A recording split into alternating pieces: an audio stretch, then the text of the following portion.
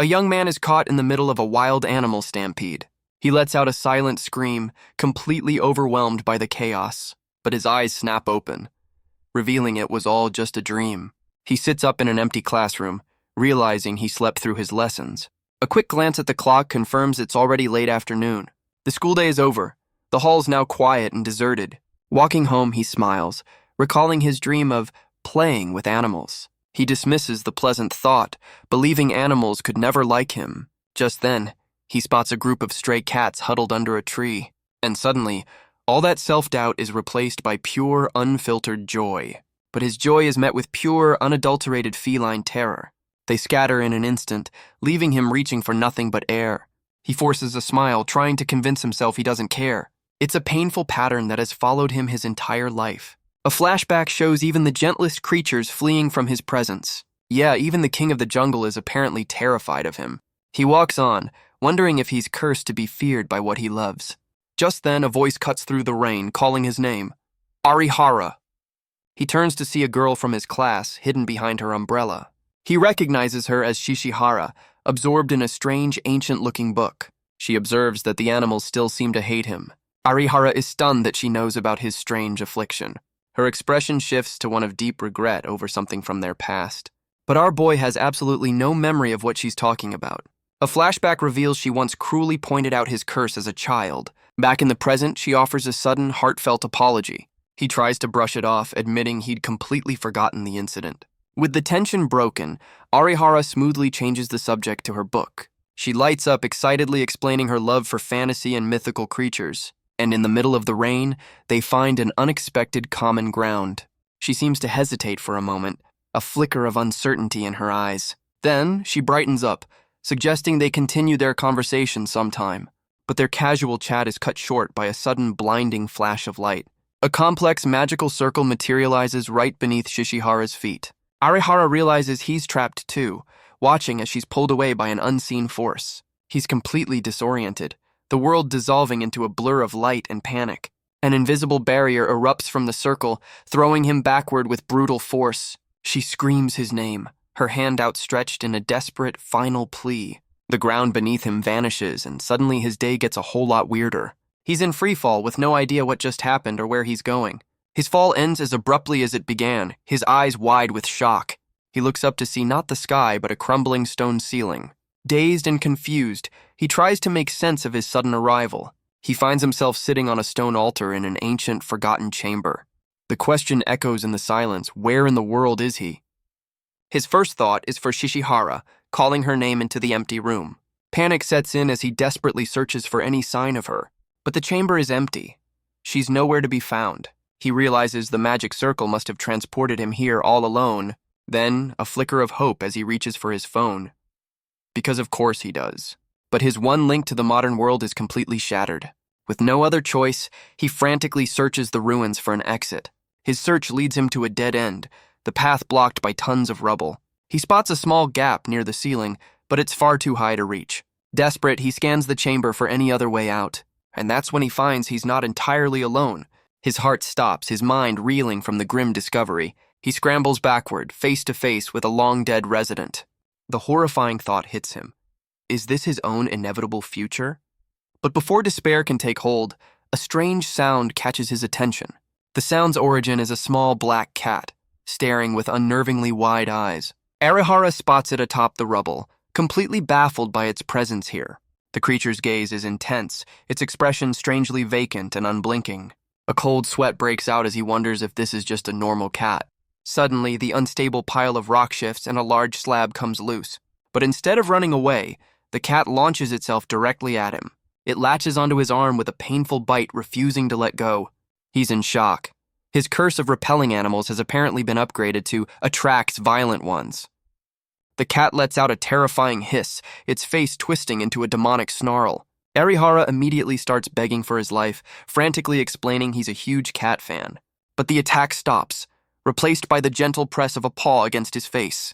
Arihara is frozen in disbelief, feeling the soft pads on his cheek. He realizes with dawning horror that it actually feels kind of nice. The cat simply stares, its vacant expression giving nothing away. It then sits on his chest and asks a simple, world-shattering question. Arihara's mind goes completely blank, unable to process what he just heard. The creature seems surprised to find him here, sensing a strange power within him. As he panics about the talking cat, it calmly informs him that it's not a cat. It then leaps effortlessly onto a higher ledge, leaving him stunned on the floor. And before his very eyes, its feline form begins to bubble and transform. The bubbling mass reforms into a large owl, introducing itself as a shapeshifter. It morphs into a rabbit, clarifying that it's not a real animal. Then a corgi, explaining it belongs to a species with unique abilities. It returns to its cat form, admitting this is simply its favorite look. Arihara's brain short-circuits. This is way beyond what his fantasy books prepared him for.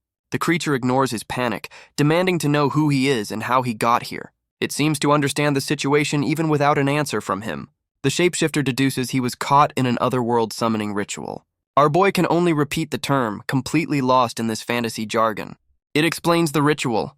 A hero is summoned from his world to save this one.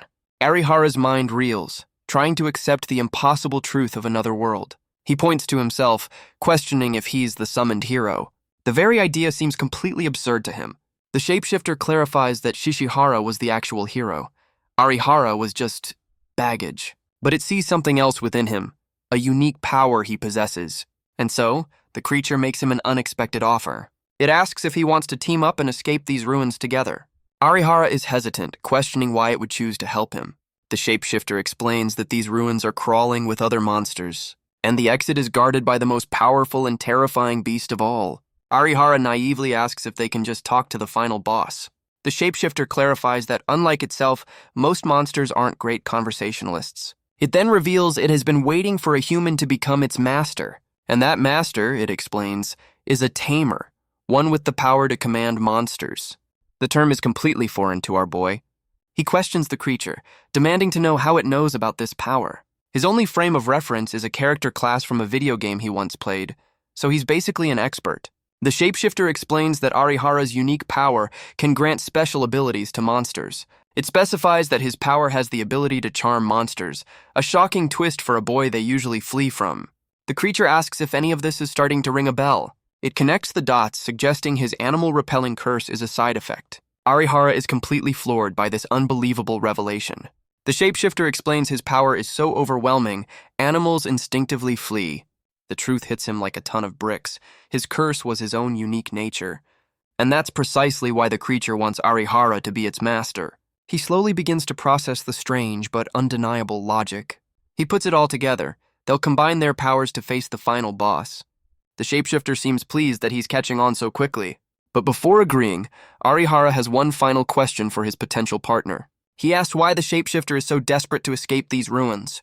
The shapeshifter's gaze lowers, revealing a deeper, more personal motive. It explains that long ago it had a human friend. The memory seems to soften its usually vacant expression for just a moment. It was this friend who taught it language, magic, and the ways of the world. Now, it wants to see the outside world again, but this time with a master. Its eyes hold a genuine longing, a plea for a shared journey. Arihara is stunned into silence by the creature's heartfelt confession, but his shock quickly gives way to a quiet, firm resolve. He agrees, asking what to do, even as the cat warns it could all be a trap. But Arihara smiles, deciding to trust the talking cat he met 5 minutes ago. What could go wrong? The shapeshifter seems satisfied with his unwavering trust. It instructs him to hold out his hand, needing a bit of blood to seal their pact.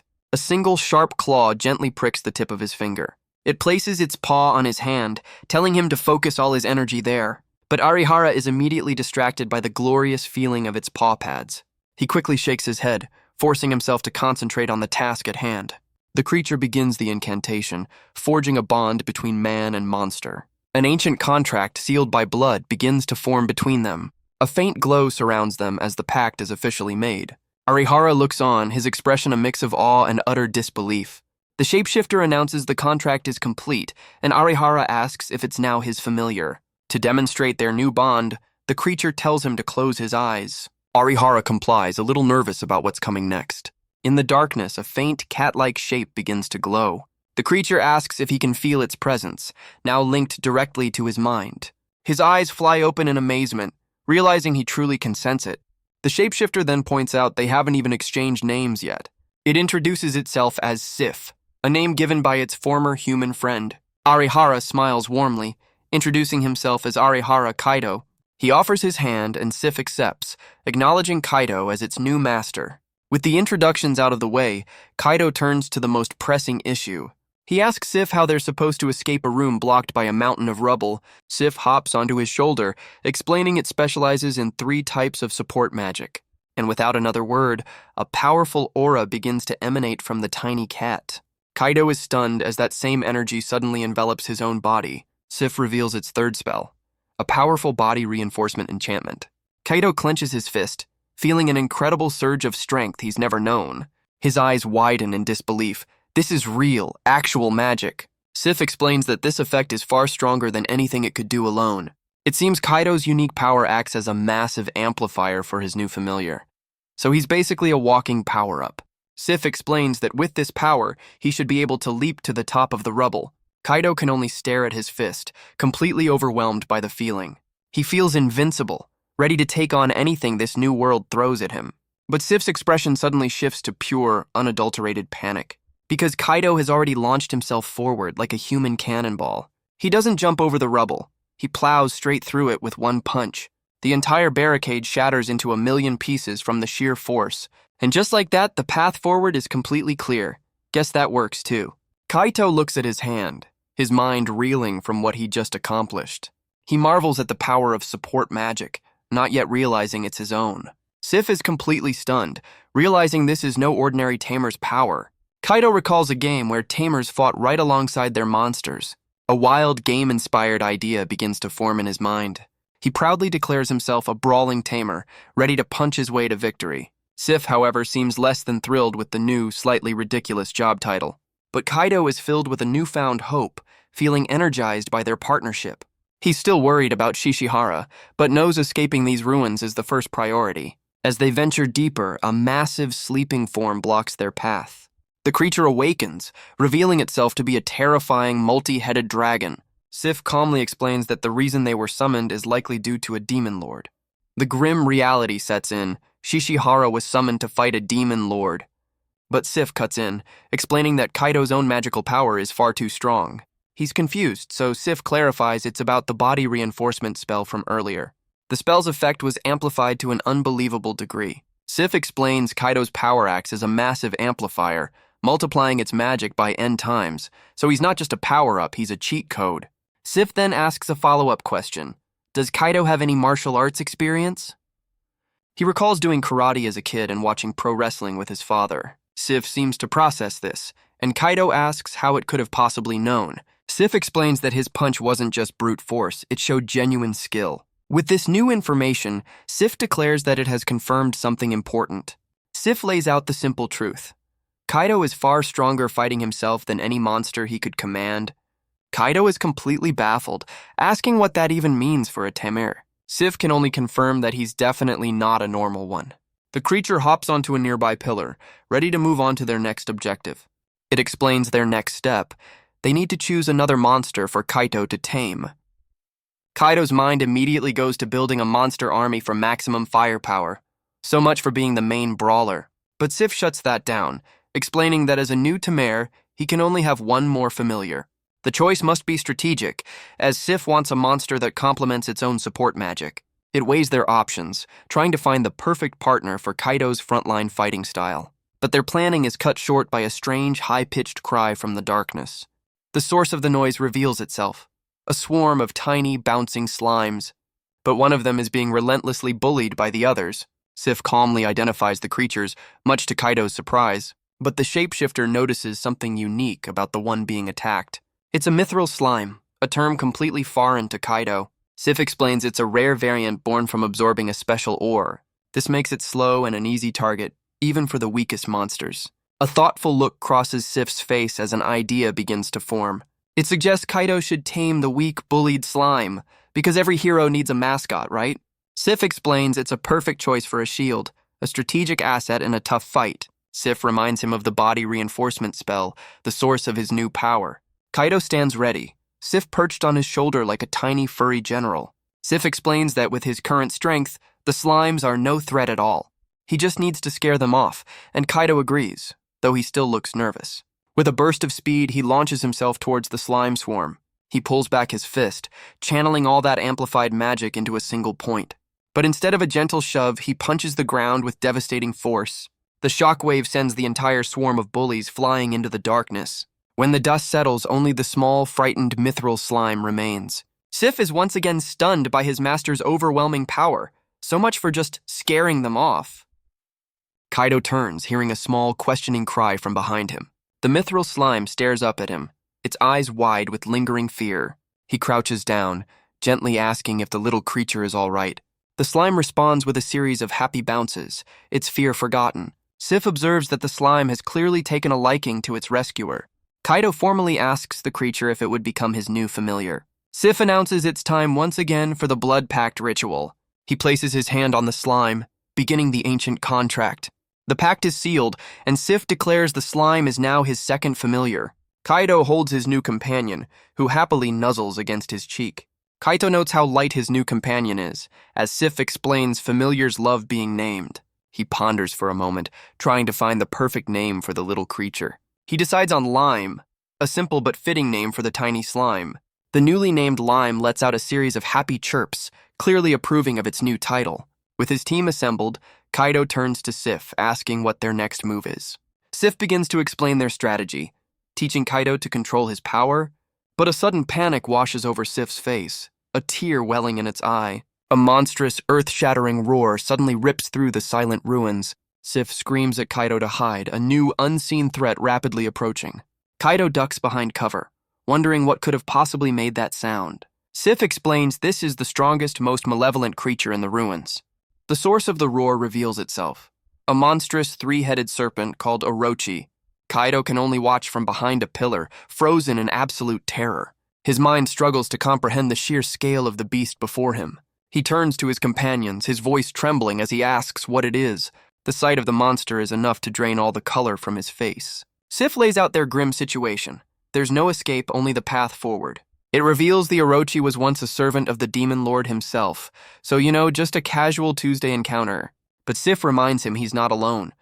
With their combined power, they have a chance.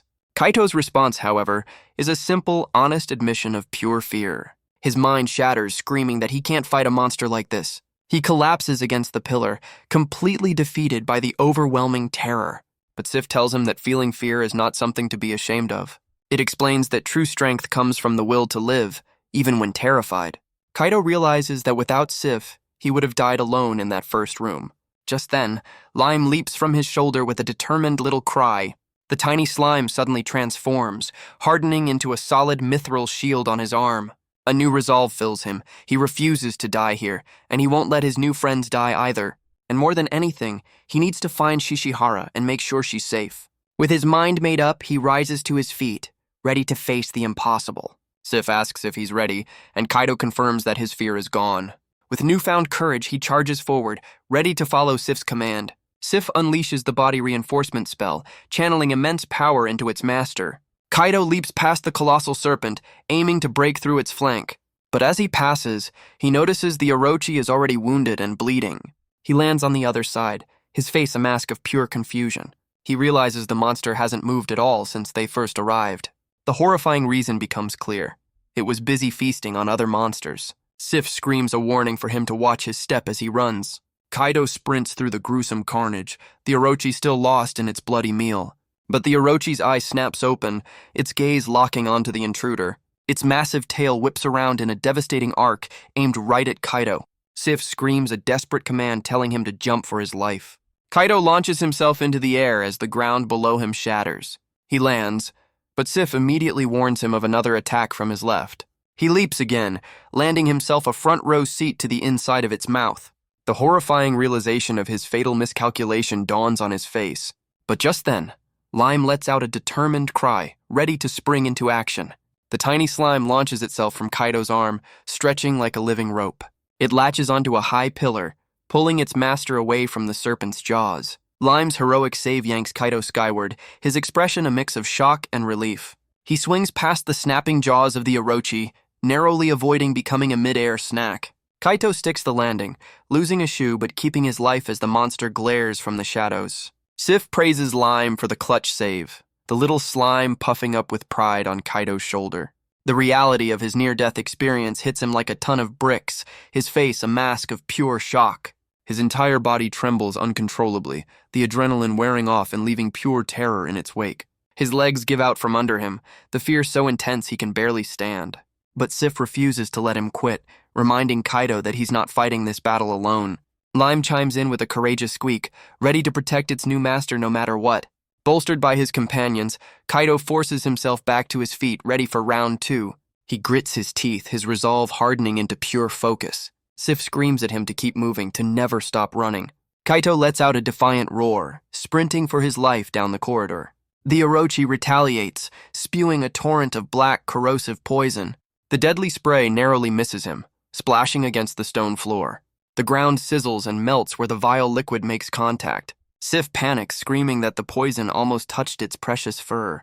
Kaido realizes that even if he escapes, the beast could just follow him. So much for a clean getaway. Enraged, the Orochi begins to thrash wildly, smashing the ancient pillars. Sif notes the creature is now in a blind rage, chasing them mindlessly. A sudden wild idea cuts through Kaido's panic. He shouts a new plan: use the pillars as weapons with Lime's help. Lime happily obliges, stretching its body into a long, sturdy pole. He grips his new mithril staff, a look of grim determination on his face. Sif tells him to hold on, then unleashes another spell, Flame Enchantment. The staff ignites, and Kaido swings the flaming weapon with all his might. The flaming staff now serves as a torch, lighting their path forward. Sif gives him a pep talk. Forget common sense and just go berserk. Standard fantasy advice. With a determined shout, Kaido confirms he's ready for whatever comes next. With a final war cry, he drives the flaming staff into a massive pillar. He uses the flaming staff as a lever, putting every ounce of his amplified strength into it. The strain is so immense that the muscles in his arm begin to tear under the pressure. He lets out a scream of pure, unadulterated agony from the effort. But even as the pain threatens to overwhelm him, he grits his teeth. He refuses to let go, knowing that giving up here means certain death. His insane plan becomes clear. He's not just breaking a pillar, he's bringing the whole ceiling down. With a final, desperate roar, he pushes past his body's absolute limits. The sheer force causes his own body to break, blood splattering from the exertion.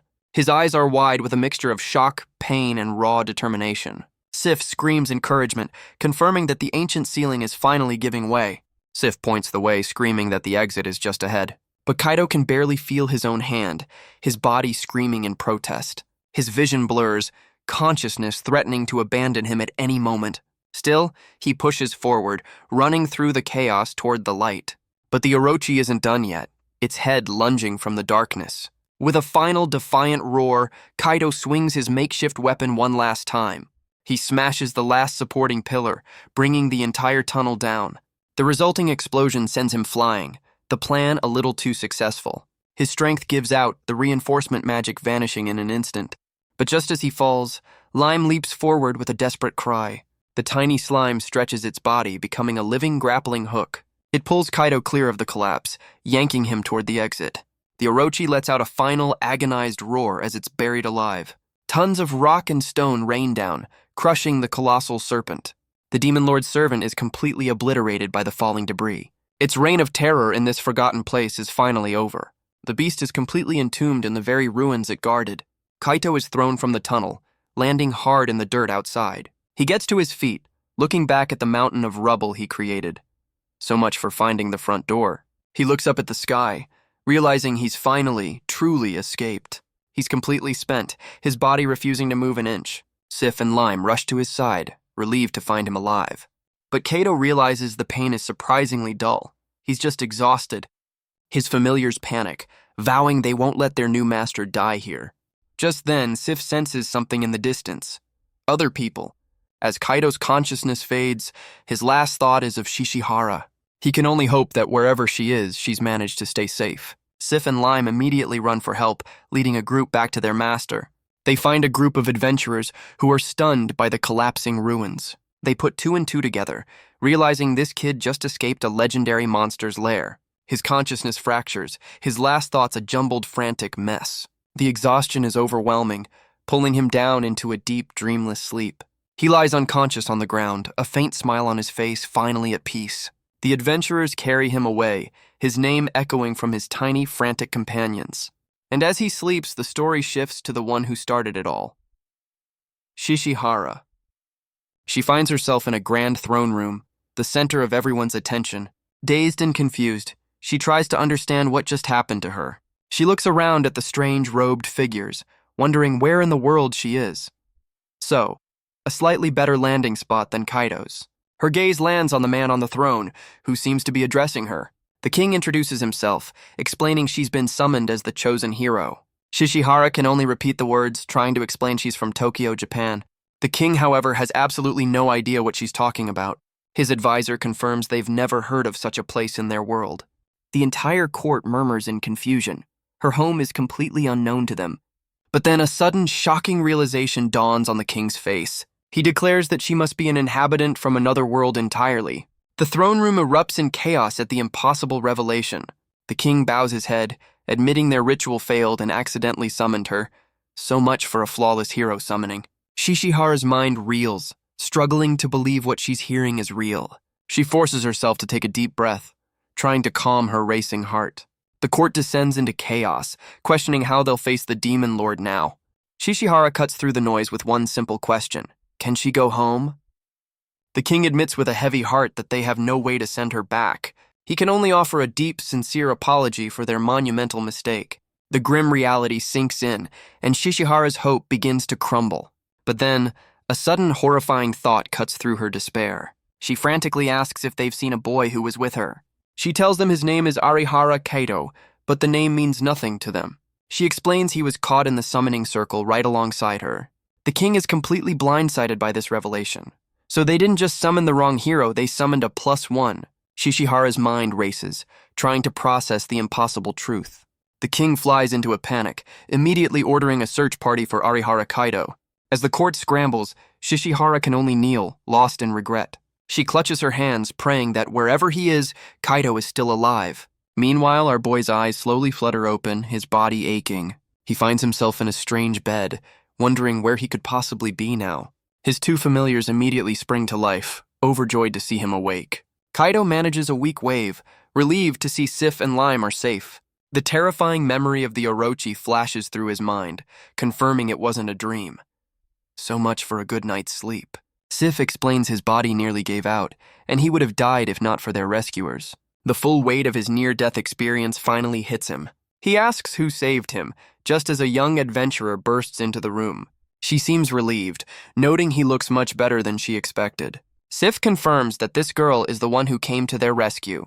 She introduces herself with a bright smile as an adventurer named Lyra. Kaito bows his head, formally thanking Lyra for saving his life. His two familiars follow suit, offering their own silent gratitude. Lyra brushes off the thanks, more concerned with how he's feeling. He realizes his pain is gone, and she explains a healer used magic on him. So, this world has health insurance, just with more chanting. Kaito is stunned by the concept of healing magic, asking where they are. Lyra cheerfully explains they're in the Hendel Kingdom. She points out the window, showing him the Adventurers Guild Clinic. Kaito can only repeat the word guild, completely lost in this new world. Sif quickly jumps in, spinning a tale about Kaito being from a remote village. It telepathically warns him to keep his otherworlder status a secret for now. Lyra completely buys the story, her face lighting up with excitement. She reveals she's a country girl too, eagerly offering to be his guide. The conversation turns to their ages, and Kaito confirms he's 17. Lyra proudly declares she's 18, making her his senior by a whole year. So, basically an ancient sage in comparison. But her friendly demeanor is cut short by a sudden, shocked gasp. She suddenly remembers she has a guild request and apologizes for having to leave. With a final wave, she tells Kaito to visit the guild once he's fully recovered. And just like that, she's gone, leaving Kaito alone in the quiet room. He can only stare after her, a bit stunned by the whirlwind of energy that just left. Heeding her advice, he decides to focus on resting and push his worries aside for now. A few days later, Kaito stands outside the Adventurers Guild, ready to explore. He steps into a bustling city, filled with sights he's only ever read about. The streets are teeming with people of all kinds, from witches to beastmen. The reality sinks in. This is undeniably another world, and his school uniform definitely wouldn't fit in. He notices a long line for water, realizing this world doesn't have indoor plumbing. So much for modern conveniences. Sif explains that the strange contraptions are magic tools, a common sight here. Kaido is surprised, realizing this world has its own form of technology. His familiar reassures him that he'll get used to all the new sights in time. With a clear goal in mind, he heads straight for the Adventurers Guild to find Lyra. He pushes open the heavy doors, ready to face whatever lies inside. Kaito is immediately taken aback by the sheer energy of the place. The guild hall is a chaotic hub of warriors, mages, and sellswords. Some adventurers are unwinding with a drink after a long day of questing. Others are at the counter, turning in quests or looking for new work. And on the wall, a board is covered in requests for monster slaying and escort missions. So, a fantasy help-wanted section. Kaito takes in the scene, noting how strong everyone in the guild looks. Just then, a familiar voice calls his name, and he spots Lyra across the hall. She greets him warmly, happy to see that he's back on his feet. With a bright smile, she asks him what he thinks of the place so far. She explains the guild's purpose, a hub for requests that are then assigned to adventurers. Kaito asks if all these intimidating people are adventurers, and Lyra proudly confirms she is one. He's taken aback, realizing the cheerful girl who saved him is a capable warrior. But she quickly turns the praise back on him, amazed he escaped the Orochi's ruins alive. Sif telepathically reminds him to stick to their cover story of simply getting lost. So, getting lost now includes collapsing a mountain on a demigod's pet snake. Lyra's excitement grows, pointing out his rare familiars and declaring him a fascinating tamer. Lyra casually suggests that Kaito could become an adventurer himself. Sif immediately asks how one even goes about joining their ranks. Lyra explains the rules. Be over 15, have the skills, and pass a guild assessment. So, a fantasy job interview with more swords. Sif is completely on board, pointing out they need a way to earn a living. It also sees the guild as a perfect place to train and find new allies. Kaito quietly considers the idea, realizing he has very few options. Just then, 2 more adventurers approach, the woman recognizing Kaito instantly. They introduce themselves as Fran and Gil, the other members of Lyra's party. Kaito bows deeply, formally thanking the entire group for saving his life. Fran admits that they were all pretty shocked by the situation they found him in. Fran admits they were shocked to find a tattered boy near the Orochi's collapsing lair.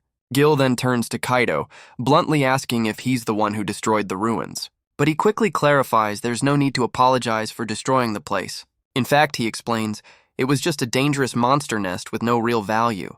Kaito realizes the intimidating warrior isn't angry, just a man of very few words. Just then, a woman in guild attire approaches their table with a polite request. She asks Kaito to confirm his identity, using his full otherworldly name. She then places a hefty bag of coins on the table, calling it a relief fund. So, hazard pay for accidentally stumbling into a boss fight. Kaito is completely floored, questioning why he would be receiving any money. The woman explains it's compensation for him getting lost in a guild-managed area. Kaito tries to refuse, explaining he was just an unlucky bystander. But Sif telepathically tells him to just take the money and run. He bows deeply, accepting the funds but vowing to repay them one day. Though in the back of his mind he has absolutely no idea how. The staffer explains the guildmaster himself wanted to deliver it, but was too busy. With a final bow, she takes her leave, and Kaito thanks her one last time. Gil then asks the million-dollar question, is Kaito going to become an adventurer? Kaito can only admit he doesn't know what his next move is.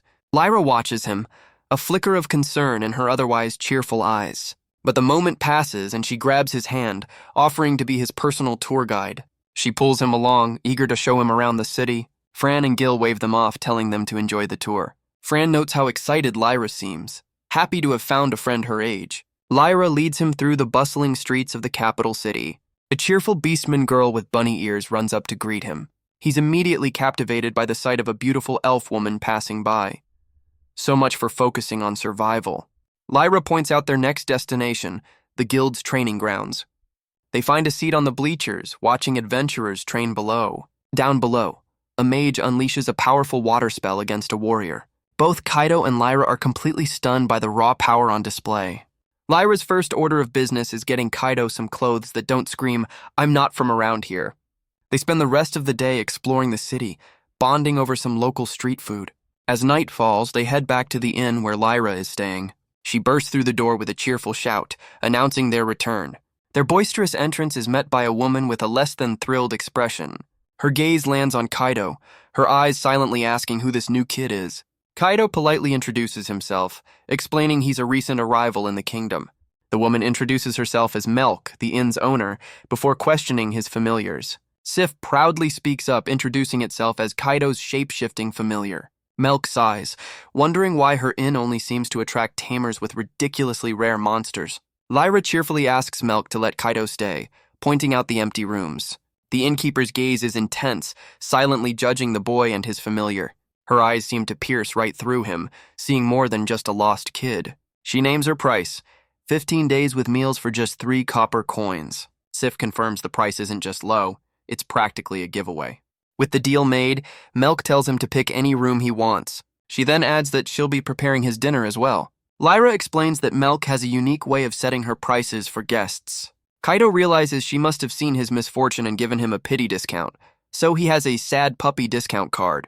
Later that evening, the empty plates show he was at least well fed. Lyra happily confirms that the innkeeper's cooking is the best in the kingdom.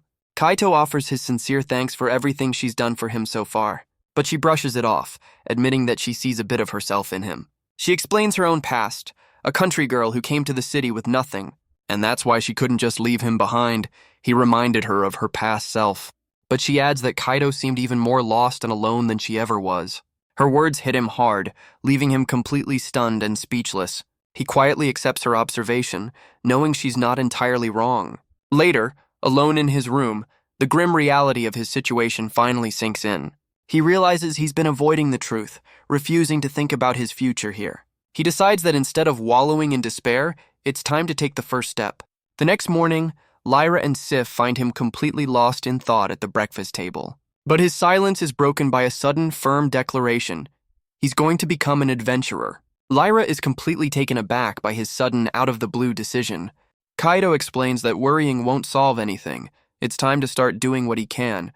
Sif wholeheartedly agrees, proud of its master's newfound resolve. Lyra's surprise turns to excitement, promising to take him to the guild the very next day. True to her word, they arrive back at the Adventurers Guild, ready to start his new life. The guild hall is just as chaotic and intimidating as he remembers it. Kaido is already a nervous wreck, even as Lyra reminds him he's just signing up. So much for that steely resolve. Lyra waves cheerfully, heading off to find the guild receptionist. But Sif's ears twitch, its body tensing up with a sudden alertness. Kaito turns, finding himself face to face with a mysterious hooded figure. The stranger's voice is quiet but firm, asking if he is Arihara Kaido. Kaido's blood runs cold. Someone in this world knows his real name. The hooded girl presses him, confirming the name she just spoke. Her gaze is intense, her expression hidden in the shadows of her hood. He's completely frozen, his mind racing to understand how this is possible. Sif sends a frantic warning as Kaido struggles to find the right words. He blurts out a fake name with a pained smile, Jacob Rising. Truly a master of espionage. The hooded girl repeats the fake name, her expression unreadable. Then, without another word, she turns and walks away into the crowd. Kaido is left standing there, wondering if she simply had the wrong person. But the brief, intense encounter leaves him completely rattled. He scans the bustling guild hall, but she has already vanished without a trace. The question burns in his mind. How could she possibly know his real name? The chilling realization dawns that she was specifically looking for him. His thoughts immediately jump to the only other person from his world, Shishihara. Sif asks who the mysterious stranger was, but Kaido is still lost in thought. His familiar praises his quick thinking, noting his cover story might have just saved them a lot of trouble. Sif telepathically mocks his choice of a fake name, but Kaido insists it was a necessary lie. Just then, Lyra returns, completely oblivious to the tense encounter that just happened. She leads him to the counter where a strange crystal orb sits on display. The receptionist explains it's a tool for measuring one's magical aptitude. Lyra reveals she had it brought out for him, a pretest before his official assessment. He takes a deep breath, focusing his energy to channel it into the device. The moment his hand touches the crystal, it erupts in a brilliant flash of light. The entire guild hall seems to notice the sudden, intense glow from the counter. Lyra can only stare in awe, remarking on how beautiful the light is. But the receptionist is completely baffled, unable to identify the strange golden hue. So much for a simple aptitude test. The receptionist pulls out a thick, ancient-looking tome from the archives. She frantically flips through the pages, determined to identify this anomaly. She admits that Kaido's power doesn't fit any known magical system. But then, her eyes land on a single obscure entry in the book. Kaido watches nervously, a bead of sweat rolling down his face. The receptionist reveals the name of his power, pure magic. It's a raw, unfiltered energy, so potent it defies all normal classification. She points out the orb's distinct golden color, a key indicator of its nature. Sif asks if the color is what differentiates this type of magic. A diagram reveals a hierarchy of power, with gold being near the very top. So, our boy didn't just get a cheat code, he got the developer's console. The receptionist reads a grim passage, explaining that in ancient times, humans with this power were sacrificed. Sif confirms it, noting the incredible purity of Kaido's magical energy. Kaido is stunned, unable to process that his curse is actually a legendary power. But the receptionist warns him that this rare ability is not entirely a blessing. She reveals that monsters who know the taste of pure magic still exist in the world. The horrifying truth dawns on Kaido. This is why the Orochi was so obsessed with him. He realizes any monster like it will now hunt him down relentlessly. So he's basically a walking, talking monster magnet.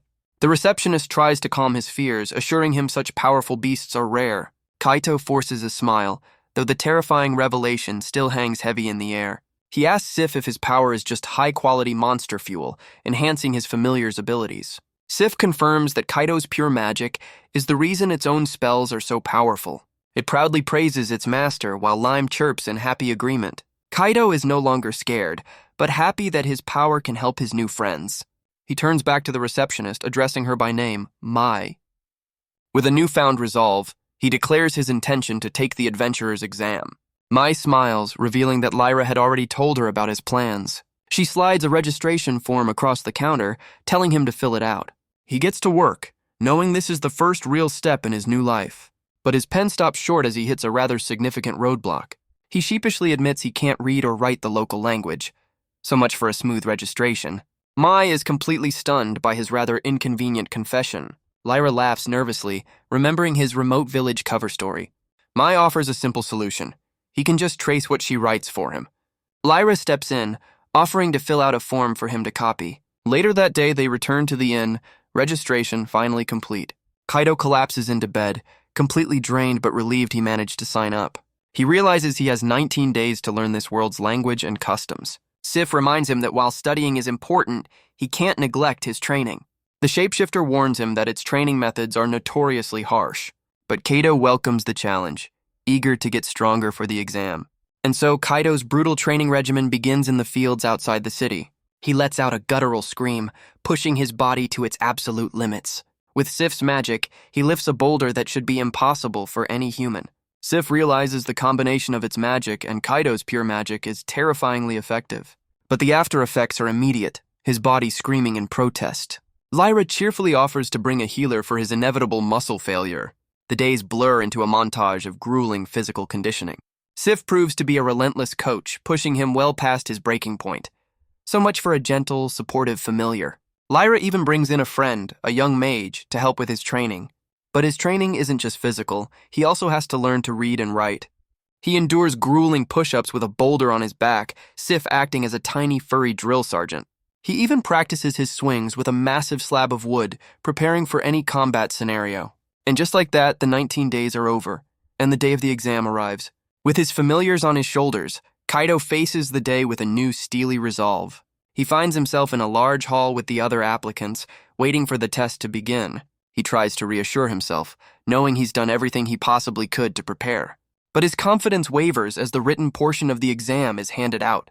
He struggles to read the card, but manages to identify the character for 5. His crash course in literacy is paying off. Slowly. Sif notes the surprisingly small number of examinees, but Kaido explains the test is held monthly. But their quiet observation is cut short as the doors to the hall suddenly swing open. And speaking of unexpected arrivals, the mysterious hooded girl walks into the room. Sif immediately recognizes her, and Kaido can only confirm that it's the same person. She walks directly to his table, her intentions completely unknown. His familiars immediately go on the defensive, ready for a fight. But instead of a confrontation, she timidly asks if she can sit with him. Kaido, completely thrown off, stammers out a nervous invitation. So much for playing it cool. She takes a seat, the tension in the air thick enough to cut with a knife. The girl seems flustered, struggling to find the right words to say. Kaido asks if something is wrong, trying to make sense of the situation. She explains she was just surprised by how calm he seemed, leaving Kaido utterly baffled. She asks if Jacob is also here to take the adventurer's exam, but her eyes narrow, questioning if that's really his name. Kaido's mind short-circuits. His terrible lie has been completely exposed. He frantically recalls giving her the ridiculous fake name, Jacob Rising. Even Sif can't help but snicker at his master's terrible attempt at espionage. Kaido forces a smile, confirming the lie and quickly asking for her name. The girl bows her head slightly, apologizing for not introducing herself sooner. She reveals her name is Lifa, showing him her exam card, number 4. Kaido is surprised, asking if she's also trying to become an adventurer. Lifa looks away, admitting she doesn't really want to, but has her reasons. She explains that she's looking for companions, as it's better for adventurers.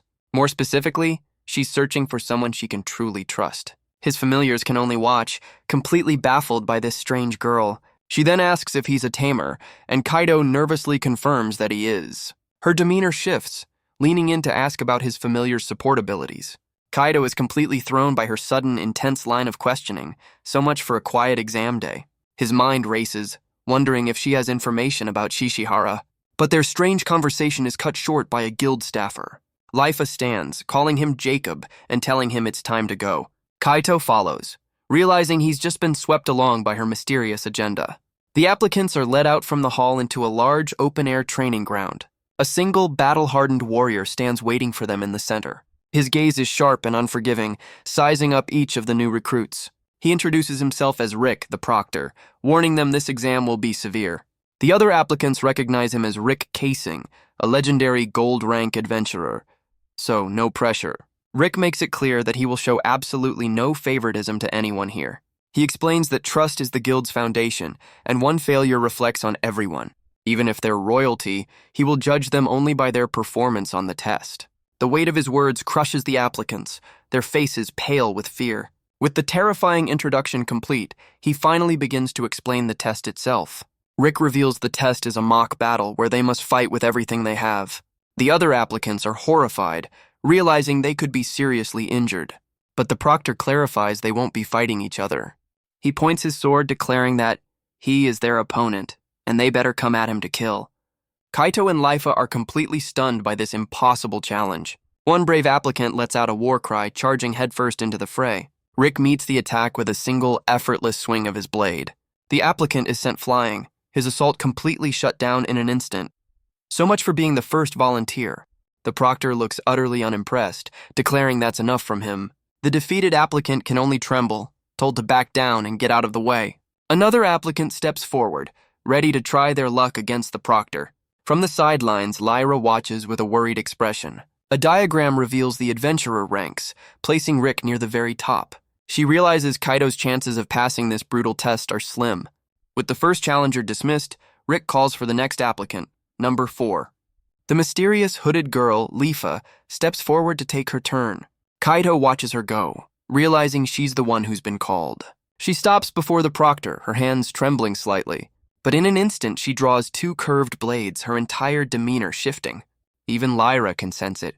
There's a strange and powerful aura around this girl. Kaito watches from the side, wondering what her fighting style could be. Rick stands ready, telling her to come at him whenever she's prepared. Her eye narrows, a flicker of intense focus replacing her timid demeanor. In a flash, she closes the distance, her blade clashing against his. She drops low, pressing the attack with a relentless 2-bladed assault.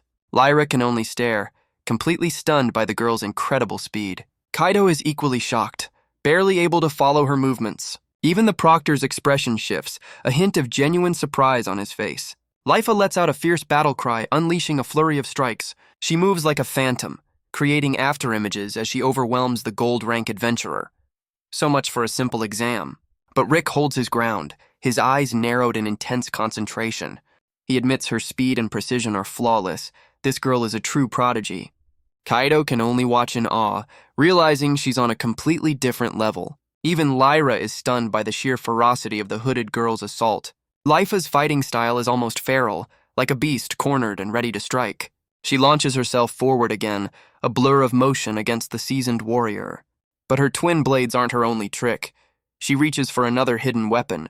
She unleashes a spinning attack, her movements too fast for the eye to follow. Rick parries the blow, but the force of the impact is clearly more than he expected. And for the first time, the gold rank adventurer's expression shifts to one of pure shock. Lyra can only watch, her jaw practically on the floor. Kaito is right there with her, completely stunned by Lifa's raw power. But in the blink of an eye, Lifa completely vanishes from sight. The proctor scans the field, trying to track her impossible speed. She reappears directly behind him, dropping from the sky like a shadow. Before he can react, she unleashes a devastating kick at his head. The blow connects, sending the legendary adventurer stumbling forward. He barely manages to block her follow-up strike, completely on the defensive. She lands hard, but her relentless assault is far from over. With a fierce battle cry, she prepares to unleash her next attack. She grits her teeth, refusing to back down from the legendary warrior. But Rick lowers his sword, calmly declaring that he's seen enough. He notes her experience, but points out she fights with pure, uncontrolled rage. Lifa can only breathe heavily, her fierce assault brought to a sudden halt. The proctor tells her that her aggressive nature is a critical weakness, and with that he dismisses her, turning his attention to the next applicant. The hooded girl is completely stunned, her body trembling with disbelief. Her fierce expression crumbles, replaced by pure, unfiltered frustration. She looks up, her eyes wide with the shocking realization of what just happened. The proctor has just declared that she has failed the exam. Lifa turns back to Kaito, trying to explain her failure, but he's completely lost. From the stands, Lyra is stunned, believing a prodigy like that should have easily passed. She analyzes the girl's shadow-like movements, sensing a hidden power she can't quite place. With the prodigy dismissed, Rick turns his attention to the final applicant. Number 5. Kaito can only manage a nervous squeak, confirming it's his turn to face the legend.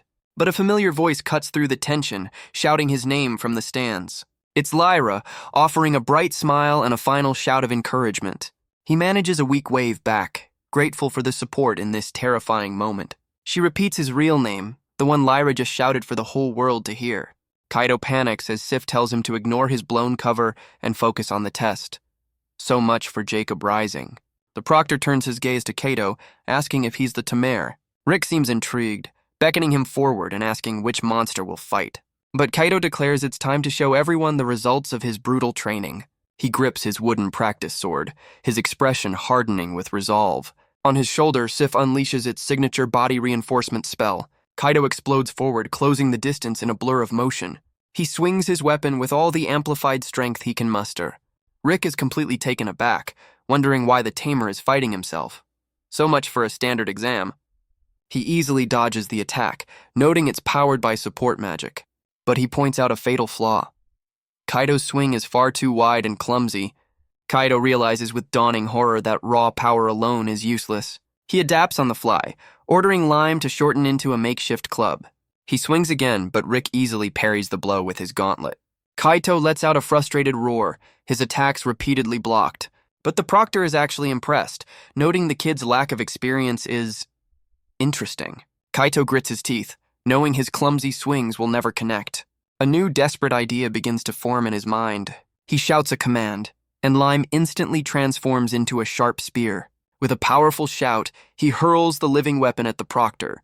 Rick sidesteps the attack with ease, the spear embedding in the wall. So much for that plan. Rick is genuinely shocked, not by the attack, but by its sheer raw power.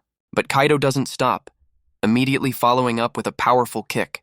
The proctor catches his leg with ease, completely halting his momentum. He's actually impressed, admitting that Kaito has some serious nerve. Kaito can only shout in frustration, now completely at the mercy of the gold-rank adventurer. Rick effortlessly swings him around before tossing him aside. Well, that was embarrassing. From the stands, the other applicants are stunned by his tenacity. Even the mysterious Lifa watches with a quiet, unreadable focus. Kaito lands, realizing that his full-power attacks just aren't working. So he switches tactics, ordering Lime to form a gauntlet around his fist. Sif has one more trick up its sleeve, a new enchantment for its master. It unleashes a lightning enchantment, a spell they've never used in a real fight. Rick smirks, admitting the power is impressive, but useless if Kaito can't land a hit. Kaito's face breaks into a confident grin. He's got a plan. But the proctor's confident expression suddenly vanishes, replaced by confusion. Kaito shouts to Lime, asking if it's ready for what comes next. With a final, determined roar, he prepares to unleash his final gambit. He throws a punch, not at Rick, but straight at the ground beneath him. The proctor can only watch, completely baffled by this insane tactic. His face contorts in pure shock, realizing what the kid is actually trying to do. The ground shatters, the lightning arcing from Kaido's fist. The sheer untamed power sends a jolt through Rick's memory. It reminds him of a legendary battle from his own past, a fight against a monstrous serpent that pushed him to his limits. He recalls the clash of steel against its impenetrable scales. He was forced to leap back, narrowly avoiding its devastating attacks. But even the legendary adventurer didn't escape the fight unscathed. The beast revealed its true form, a terrifying multi-headed hydra. Rick remembers being surrounded completely on the defensive. Pushed to his absolute limit, he was forced to rely on magic. Back in the present, Kaido's face is a mask of pure, unadulterated shock. He screams for Lime to stop, his own power clearly overwhelming him. The memory of the Hydra flashes through Rick's mind once more. He was forced to unleash a powerful spell just to survive the encounter. Back in the present, Kaido and his familiars are completely exhausted. Rick smiles, admitting Kaido almost forced him to use magic again. Kaido can only repeat the word, completely unaware of what just happened. He admits he had a bad feeling and stopped his attack instinctively. He looks down, trying to process the outcome of his desperate gambit. After all that, he realizes the only thing he broke was his wooden sword. Rick lowers his weapon, declaring the mock battle is officially over. He admits Kaido's final desperate attack genuinely surprised him. In fact, he offers a rare smile, praising Kaido for a truly good fight. Kaido can only manage a stunned but happy reply, his hard work acknowledged. With that, Rick dismisses them all, announcing the first test is complete. The exam ends, leaving the fate of the applicants hanging in the air. The moment it's over, Kaido collapses, completely and utterly spent. He lies on the ground, congratulating his familiars on a job well done. Sif is still in awe, amazed he came up with that insane tactic mid-fight. Kaido explains he needed a move on the level of the Orochi to even stand a chance. So, just another casual Tuesday. Sif explains that Lime was able to mimic the Orochi's attack pattern. Kaido just smiles, relieved that his desperate gamble actually worked. But Lifa appears, declaring that the test isn't over just yet. Before he can react, she tackles him straight to the ground. He hits the dirt hard, completely pinned by the mysterious girl. She leans in close, demanding to know his one true name. So much for personal space.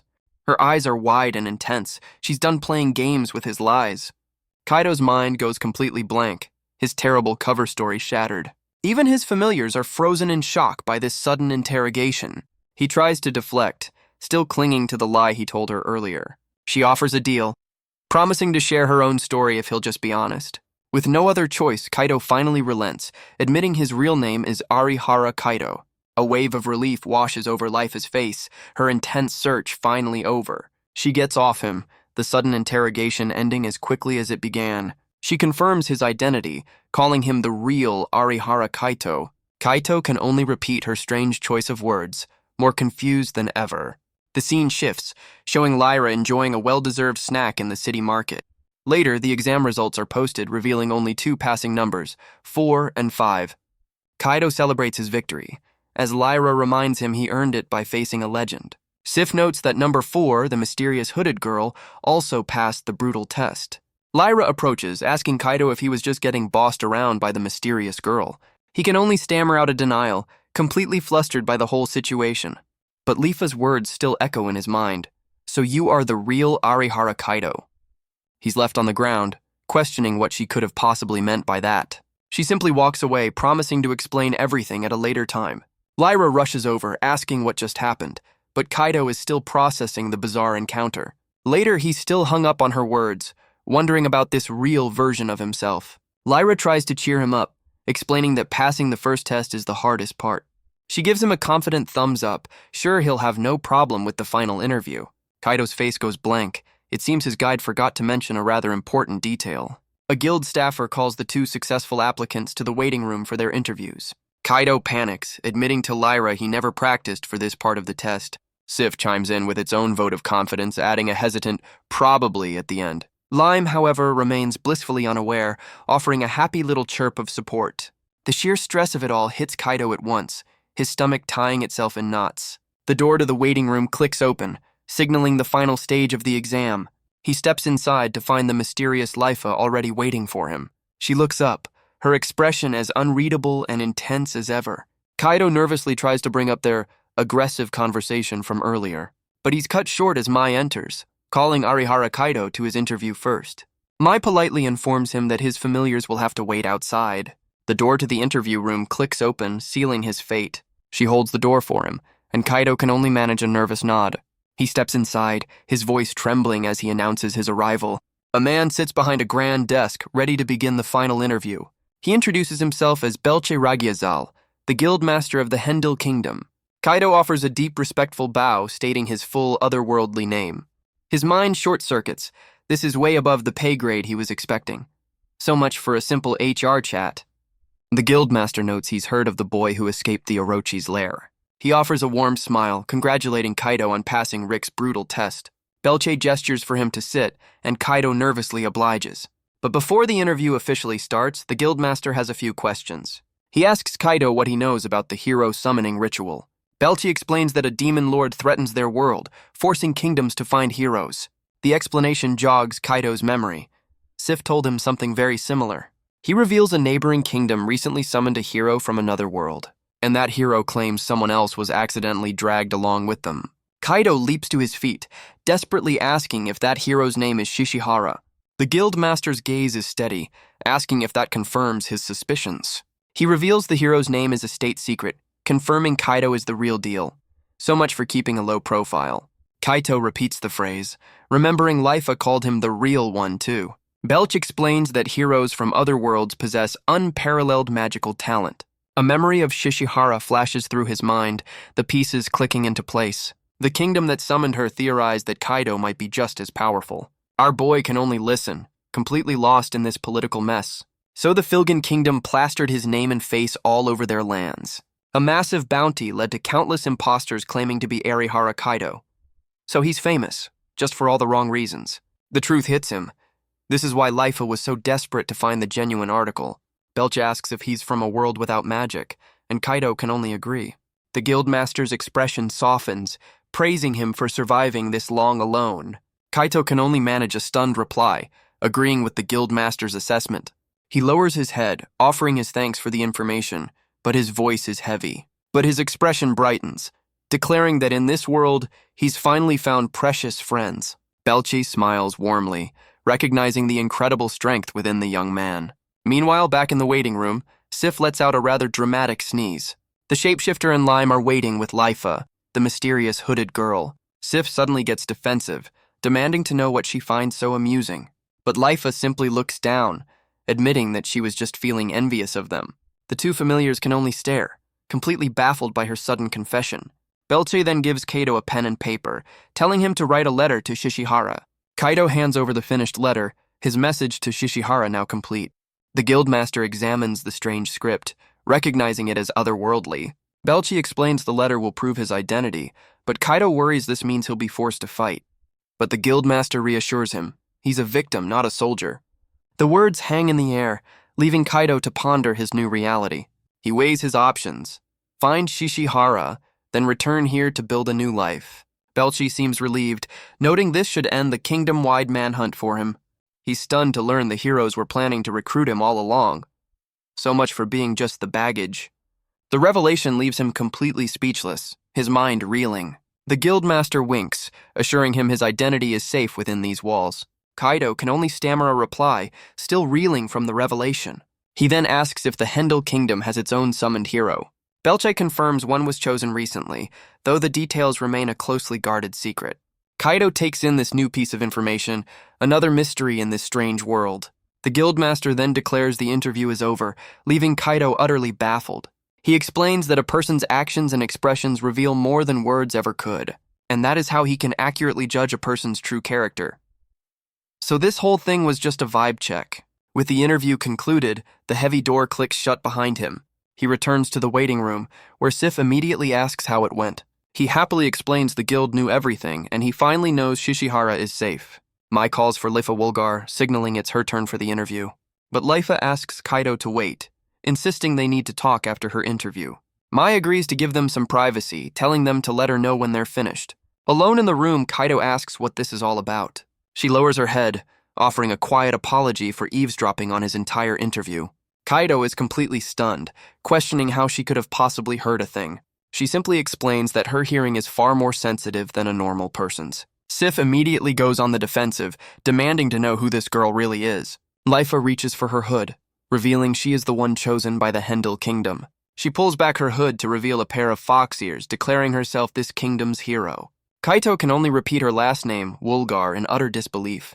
He and Sif are completely floored. This girl is this kingdom's hero. His mind struggles to catch up, pointing out that she's a beastman. Sif notes her aura is a strange mix of human and monster. Lifa explains she was born with the power of a monster dwelling within her. Kaido asks if her parents were monsters, but she confirms they were human. She theorizes it's a genetic throwback from a distant, monstrous ancestor. Sif calls it atavism, a rare phenomenon even in this fantasy world. So, she basically won the genetic lottery, or lost it, depending on your perspective. Kaido finally asks the real question. Why was she so desperate to find him? Lifa admits that finding him was just a side quest she never expected to complete. Kaido asks the obvious question. Why would a hero need to become an adventurer? Lifa explains she's still too inexperienced and needs to gain real-world skill. He realizes this is why her identity was kept secret, even from the guildmaster. She confesses that in battle, the monster inside her takes over, driving her into a rage. Kaido finally understands the reason for her wild, aggressive fighting style during the exam. But she reveals that when he's near, that monstrous power strangely becomes calm. His presence seems to soothe her rage, allowing her to feel like herself again. Kaido wonders if this is another side effect of his legendary pure magic, so he's basically a walking, talking chill pill for monsters. She believes that with him by her side, she can finally control her instincts and fulfill her duty. And with a desperate plea in her eyes, she asks Kaido to help her. Kaido is completely speechless, his mind struggling to process her request. But Sif cuts in, telling the hero to hold on for just a moment. It confirms her theory. Kaido's magic could soothe her, but that's not reason enough to risk his life. Lifa's confident facade crumbles, her desperation showing on her face. Sif reminds him of his own goal. Doesn't he want to find Shishihara? Sif presses the issue, asking why she'd ask for his help knowing his own difficult situation. The young hero can only look down, unable to find the right words. Sif demands the full story, warning her not to simply use its master. Otherwise, it declares, they will consider her an enemy. So much for inter-kingdom cooperation. The outburst startles Lifa, as Kaido's familiars stand ready to defend him. Lifa's tough exterior crumbles, revealing her true motive. She's looking for her sister. Kaido is taken aback as she confirms she's searching for her twin, who vanished 2 years ago. But Sif remains unconvinced, demanding to know why she needs Kaido's power for a simple search. Lifa's expression darkens as she prepares to reveal a devastating truth. She explains that her sister is now a part of the Demon Lord's army. Kaido can only stare, his mind reeling from the impossible revelation. Even Sif is completely floored by this shocking turn of events. Lifa explains her sister is using her monstrous power to harm others, and she has to be stopped. As the hero, she's bound to cross paths with her, and Sif asks just how strong this sister is. Lifa drops the final bombshell. Her twin is a high-ranking executive in the Demon Lord's forces, so a bit of a family feud is brewing. Kaido's mind flashes back to the Orochi, wondering if her sister is on that same terrifying level. Lifa admits she wants to stop her twin, but can't do it alone while her own power remains untamed. Her voice breaks, tears welling in her eyes as she makes her desperate plea. The tough facade is gone, replaced by the raw vulnerability of a girl in an impossible situation. She bows her head, leaving Kaido and his familiars to process the heavy request. Sif immediately objects, telling Kaido the plan is far too dangerous to even consider. But it clarifies that ultimately, the final life-altering decision rests with its master. No pressure, kid. Kaido is stunned, questioning if a choice this heavy is really his to make. Sif and Lime offer their unwavering support, ready to follow him down any path he chooses. But Kaido's mind is elsewhere, focused on the goal he's had since day one, finding Shishihara. He weighs his options. A girl is asking for his help, and he's the only one who can do it. Kaido understands that this is a burden that only he can carry, and if he's the only person in the world she can possibly turn to. Then with a warm smile, Kaido makes his decision, offering Lifa his strength.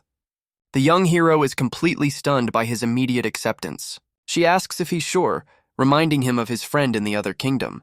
Kaito admits he's worried, but he knows Shishihara is safe for now. He tells Lifa that right now, she's the one in more immediate danger. Overwhelmed by his kindness, the hero can only break down in tears of relief. And with that, a new unlikely alliance is officially formed. Through tears of relief, Lifa offers her heartfelt thanks to Kaido. The story shifts to a few days later, back in the capital city of Hendel. Kaido stands on a stage, ready for his official adventurer induction ceremony. The guildmaster officially welcomes Arihara Kato into their ranks. Kaido smiles, finally recognized as a true adventurer of this world.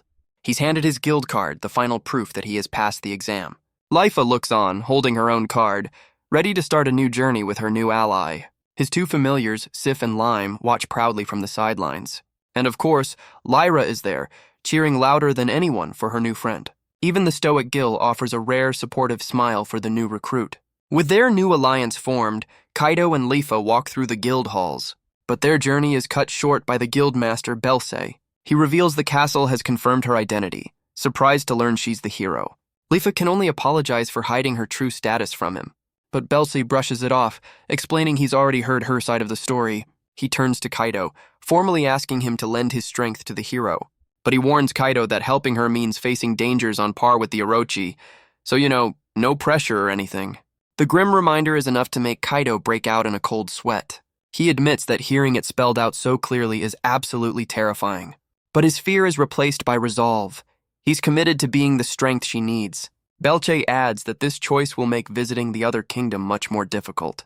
But Kato is firm, explaining he can see Shishihara someday now that he knows she's safe. And besides, he knew he would regret abandoning Lifa for the rest of his life. Lifa can only look on, her heart filled with gratitude for his selfless choice. The guildmaster closes his eyes with a knowing smile, respecting the young man's resolve. He promises to relay Kaido's intentions to the Philgen kingdom, and our boy offers his thanks. A few days later, Lyra walks with the new adventurers, congratulating them on passing. She notes with a smile that they've already formed a party. Lyra then turns to Lifa, praising her incredible, almost inhuman movements during the test. She eagerly introduces herself, as Kaido wonders how she'd react to Lifa's actual job title. Lyra asks Lifa if she has any plans now that the exam is officially over. With no other plans in sight, she suggests they all go out and celebrate together. Their celebration takes the form of a massive, delicious-looking feast. Back at the inn, Lifa is completely captivated by Melk's legendary cooking. She asks if Kato and Lyra both live here, and our boy confirms it. Lifa seems to be deep in thought, a new idea forming in her mind. And just like that, she makes a sudden, life-altering decision. She declares she'll live here too, citing the inn's comfort and amazing food. But her real reason is much simpler. She wants to be by Kaido's side. So much for subtlety.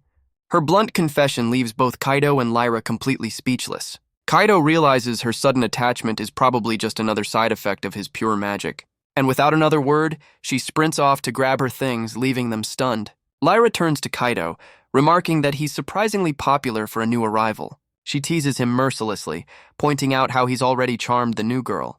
So much for keeping a low profile.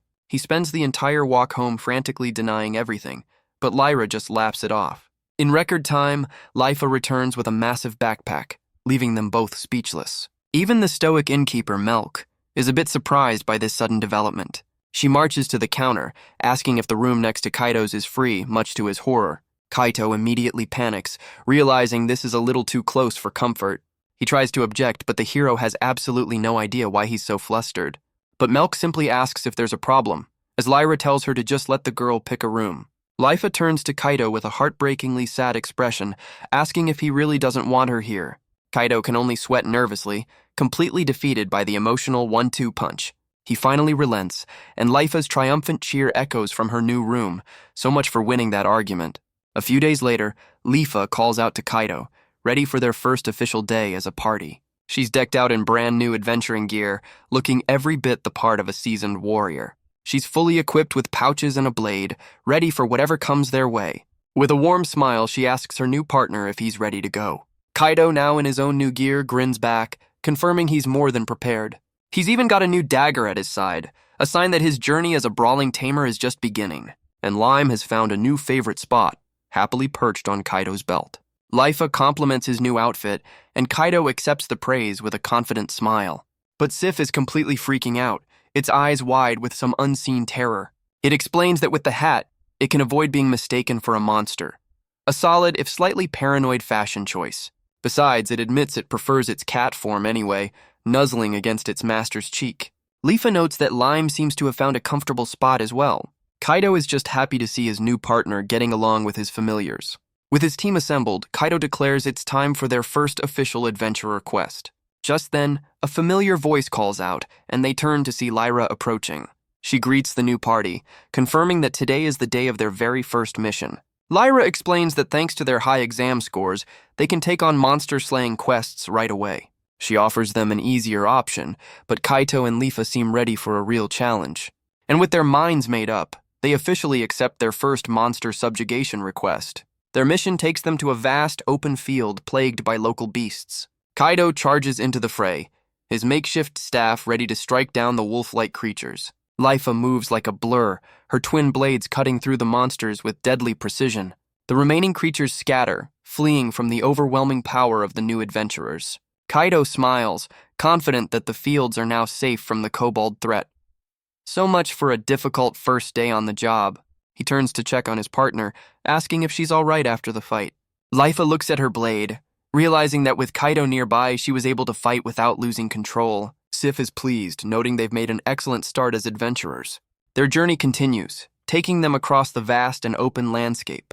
Their next quest leads them to a dark tunnel, and Kaido calls out to Leafa in concern. But the hero is completely out of commission, overwhelmed by something inside. He stands over her, realizing the foul-smelling tunnel is a death trap they can't possibly survive.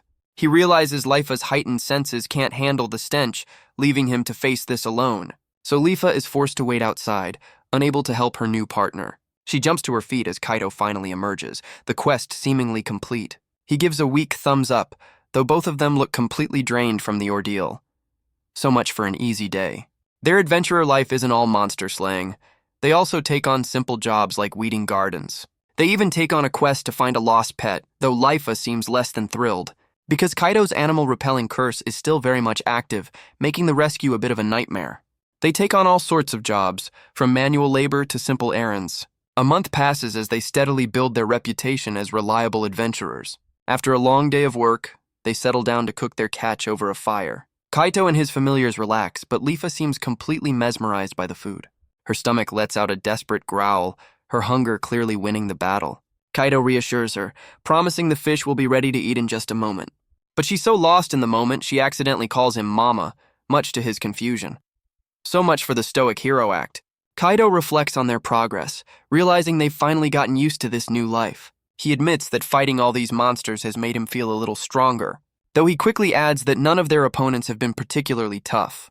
But Leafa feels it too, a sense of growth she never had fighting alone. She wonders if it's all thanks to the calming influence of Kaito's magic. But she realizes that his power isn't the only reason for her change. She recalls being told to find trustworthy companions, a lesson she finally understands. With Kaido, Sif, and Lime by her side, she knows she can become even stronger. Lime can only offer a silent, wobbly look of complete agreement. Kaido's smile shows he feels the exact same way about their new partnership. Even Sif seems content, the new party finally in perfect sync. Sif asks Leafa if she should be reporting back to the castle. Kaido immediately asks if she's told the kingdom about him. She admits she has, but for now they haven't asked to see him. Our boy breathes a sigh of relief, admitting he's terrified of meeting royalty. With the political talk over, Kaido turns his attention back to their dinner. He gets up, deciding to gather some more firewood for their camp. Leafa offers to help, but Kaido assures her he'll be fine on his own. He ventures a short distance away, searching for suitable branches. But his search is cut short by a sharp, sudden pain in his hand. He looks down to see a small cut, a single drop of blood welling up. He turns, sensing a presence nearby, wondering if it's another monster. A massive white wolf emerges from the trees, its eyes glowing an eerie red. But instead of attacking, it wags its tail and Kaido drops his firewood in shock. The creature nuzzles against his hand and Kaido is completely frozen in disbelief. His mind reels, questioning if this is a dream or some kind of strange illusion. He hesitantly reaches out, his hand finally making contact with its soft fur. The realization hits him. This is the first time in his life he's ever pet an animal. He takes a closer look, realizing this isn't a dog but a full-grown wolf. But he smiles, deciding it doesn't matter. It's cute and it's not running away. But as he pets it, his hand sinks into its face as if it were made of clay. Kaido's mind snaps back to reality as the wolf's face flashes with light. The creature dissolves into a wisp of smoke, vanishing back into the forest. He's left completely stunned, watching his one friendly encounter disappear. Just then, Sif comes sprinting through the brush, calling his name in a panic. Lifa follows, asking what's wrong with a mouthful of their dinner. So much for a relaxing meal. Sif asks if he's all right, explaining it sensed a sudden change in his magic. The shapeshifter's eye narrows, sensing that something is definitely off. But Kaido just smiles, explaining he was just playing with a friendly wolf. Sif's body tenses, its instinct screaming that something is very wrong here, and it immediately slaps its master, calling him an idiot for being so careless. Sif explains that the wolf was a monster, and it used his blood to force a pact. Kaito is completely stunned by this unbelievable revelation, but Sif is furious, scolding him for looking so happy about the whole thing. It explains that a monster forcing a contract is unheard of, meaning this one is dangerously intelligent. Kaito can only offer a sheepish apology as Sif continues to lecture him on his responsibilities. Meanwhile, Lifa quietly recalls the creature, identifying it as a white wolf. That same white wolf pads silently through the dark, moonlit forest. It approaches two mysterious figures, one of whom welcomes it back. The long-haired woman asks if it successfully observed the two adventurers. She notes it must be a high-ranking monster, but her companion dismisses it as a mere temporary familiar. The woman gently pokes the wolf's snout as if testing its very form. She hums thoughtfully, processing the information the creature has brought back. Her companion asks Iris if she's ever heard of the legendary pure magic. Iris explains it's a rare power, once used as a sacrifice to ancient beasts. With the wolf at her side, Iris begins to walk away, leaving her companion behind. Her face twists into a wicked grin as she decides to play a little trick on her sister. The story shifts back to the city, where Kaido and Lifa are preparing for a new journey. He happily pets a large steed, Sif perched comfortably on his shoulder. Lifa admits she was worried about the journey, but notes the demonic horse seems calm. Sif explains that demonic beasts, unlike normal animals, aren't repelled by Kaido's power. Lifa eagerly reaches out, wanting to pet the demonic beast as well. But her friendly gesture is met with a face full of demonic horse slobber. The creature growls, confirming it has a serious dislike for humans. So much for a friendly ride. Just then, a familiar face approaches, and Kaido recognizes his exam proctor, Rick. The gold-rank adventurer smiles, asking if the new recruits are ready to go. Kaito and Lifa confirm their readiness, prepared for their first major quest. They set off in a carriage, with Rick himself acting as their personal chauffeur. Their journey takes them far from the capital, into the untamed wilderness. Kaido can't help but ask if they're truly worthy of accompanying a legend like him. Rick explains their mission is to hunt a griffin, a perfect learning experience for them. Lifa confidently declares they could probably take the griffin down themselves.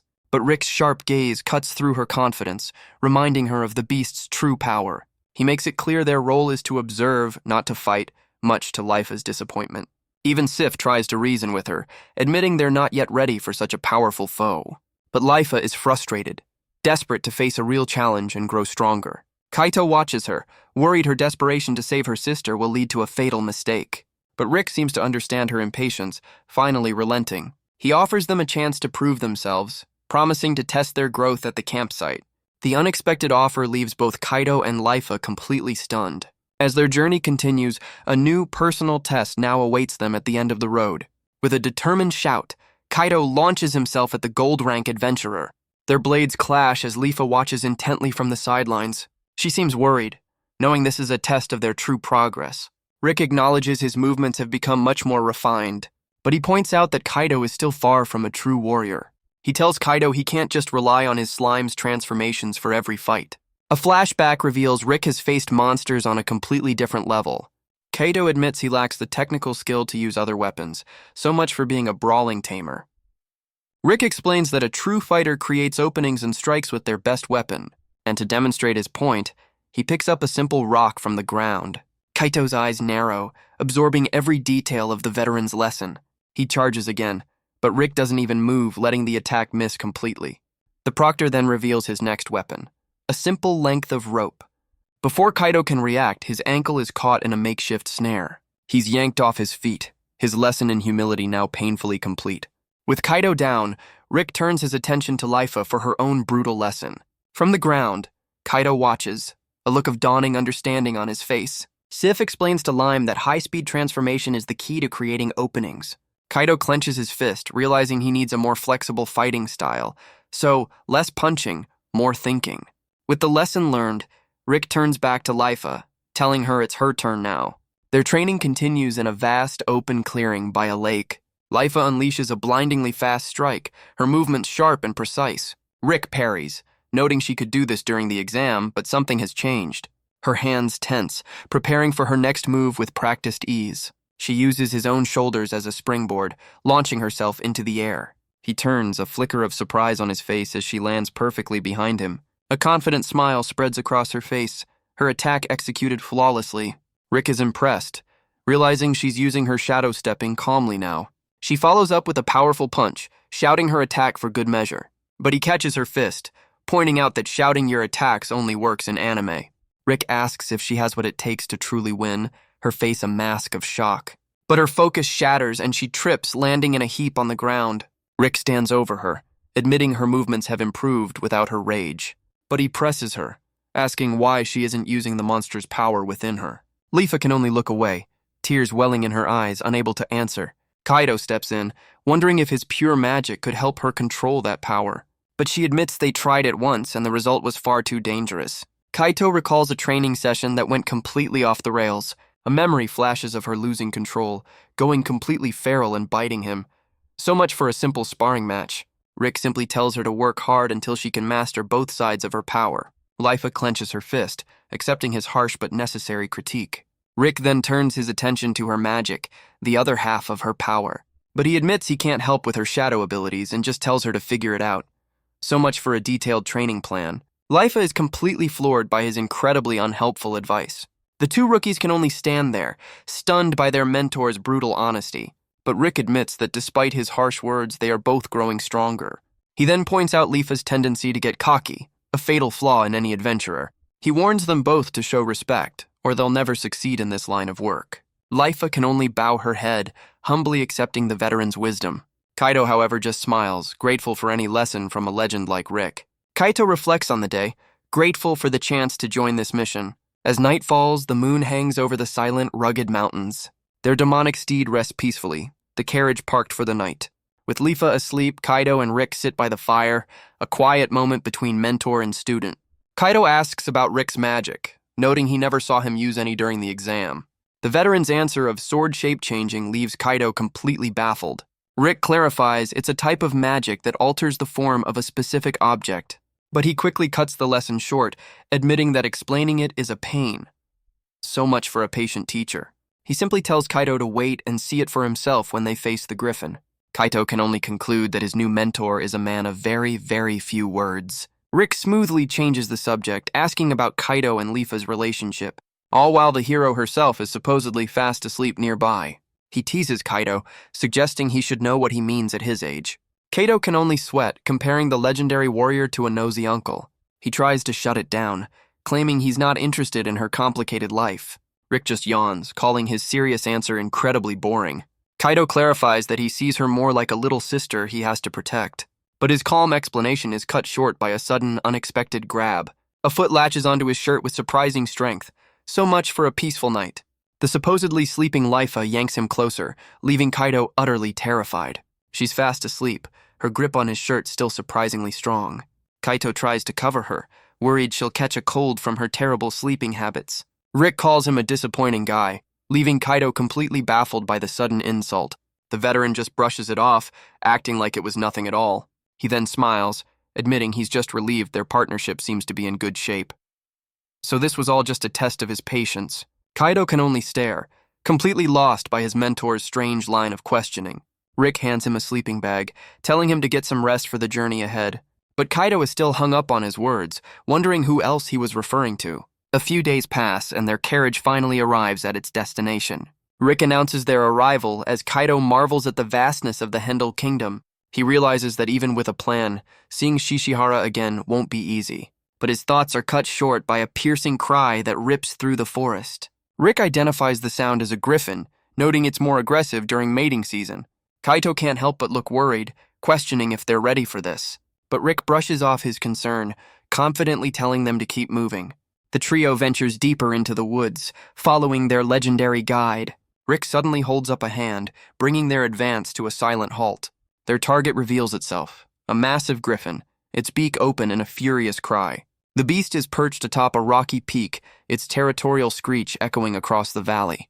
Kaido confirms its identity, but Leafa's sharp eyes spot something else near the nest. She spotted a pack of vicious, wolf-like creatures lurking below. Rick identifies them as rage wolves, waiting to scavenge the griffin's leftovers. With a confident smile, he asks if his two students are ready for a pop quiz. Kaido and Leafa are completely stunned by the sudden, unexpected test, but they both shout in agreement, ready to prove their worth. Rick lays out the plan. He'll go on ahead while they handle the welcoming committee, and in a blur of motion, the legendary adventurer vanishes from sight. Kaito can only stare in disbelief, wondering if the man just teleported. But Leafa screams his name, pointing up towards the griffin's nest. Because Rick is already in the air, having crossed the entire valley in a single leap. So much for a stealthy approach. Kaito realizes this is Rick's sword shape-changing magic, as his blade multiplies into a storm of steel. Snapped out of his awe, Kaito shouts that it's their turn to move, and Leafa agrees. With a determined shout, Kaito grips his staff, ready to charge into the fray. They sprint forward as Kaito orders Sif to enchant Leafa's blades with lightning. Sif's magic crackles to life, imbuing her twin knives with raw electrical power. Leafa's eyes narrow, her focus absolute as she prepares to unleash the storm. The rage wolves howl in agony as her lightning-fast strikes electrocute the entire pack. Kaito shouts for her to take the left flank, their teamwork now perfectly in sync. A lone wolf lunges for him, its fangs bared in a desperate final attack. But Kaito meets it with a solid right hook, reminding everyone why he's the brawling Tamir. He slams his staff down, crushing the skull of another wolf. But the rest of the pack charges, undeterred by their fallen comrade. Remembering Rick's lesson, Kaito pulls out a rope, snaring the lead wolf. He uses its own momentum against it, swinging the beast into the ground. So much for a simple pop quiz. With an opening created, he shouts a new command to his familiars. He slams his weapon into the ground, a new plan forming on the fly. Lime transforms into a massive flaming axe, ready for a new attack. He unleashes a new technique, a slime volcano that engulfs the pack. Kaito smiles, pleased with his new move, wondering what to call it. He decides on a name for his new signature attack, Shadow Swamp. The remaining wolves are trapped in the sticky black substance, completely immobilized. Leafa explains their paralysis, her expression cold and focused. With a final brutal flurry, the last of the rage wolves are eliminated. Kaito reflects on their journey, realizing Rick's lessons have paid off in a real fight. He marvels at Leafa's skill, noting her power is more like a hero's than a monster's. Leafa retorts that his own moves were inhuman, though Kaito just laughs it off as a compliment. But their celebration is cut short as they wonder what happened to their mentor. Their eyes widen in pure, unadulterated shock at the scene above. Because Rick is already standing atop the griffin's corpse, the beast impaled by a dozen swords. So much for a long, drawn-out boss fight. Kaito can only stare, questioning if this is the true power of a gold-rank adventurer. Rick approaches his students, offering his praise for a job well done. But his expression suddenly shifts, his eye catching something in the distance. He warns them that something is coming, and Kaito and Leafa look on in confusion. From the tree line, a massive, organized army of monsters begins to march. The sky fills with winged creatures, an aerial assault force descending upon them. On the ground, a legion of armored beasts charges forward with military precision. The flying soldiers are humanoid griffins, clad in matching ominous armor, and their ground support is a pack of equally armored, battle-ready wolves. Rick is completely stunned, realizing these are trained monsters, not wild beasts. So much for a simple griffin hunt. The winged soldiers circle overhead, a clear sign that this is no random encounter. Kaito can only stare in shock, questioning what this new army is. Leafa is equally horrified, her mind struggling to process the scene. But Rick steps forward, ordering his students back as he prepares to face the horde alone. A warning shot lands at his feet, a clear sign that the enemy is ready. Kaito immediately shouts for Leafa, telling her they have to escape now. She looks back, a glint of light in her eyes as she confirms the order. But a volley of attacks rains down, forcing the two rookies to scatter. Kaito's eyes widen in pure, unadulterated terror. He shoves Leafa out of the way, screaming her name as an attack closes in. He calls for Lime, who forms a shield, proving a slime is a tamer's best friend. His face is a mask of pure shock as the attack connects. The force of the blast sends him flying, his body ragdolling through the air. He hits the ground hard, tumbling away from the devastating impact. Leafa can only scream his name, watching in horror from a distance. But a new, unexpected figure emerges from the tree line with a casual wave. She calmly notes how Kaito just protected her little sister. And with a chilling smile, she addresses him by his full name, Arihara Kaido.